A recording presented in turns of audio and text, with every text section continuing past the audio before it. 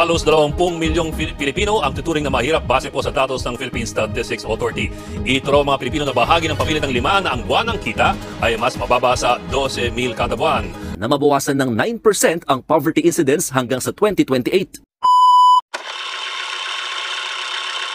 How many Filipinos are suffering outside just to earn living so that they can send money back home? Children can study and eat because of poverty. So here we are trying to improve the nation.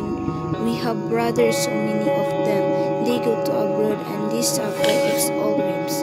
Being abused without words, no sleep, and yet they endured the agony in life just to send money to them, hoping that in few years they be able to perform the task to see their children succeed.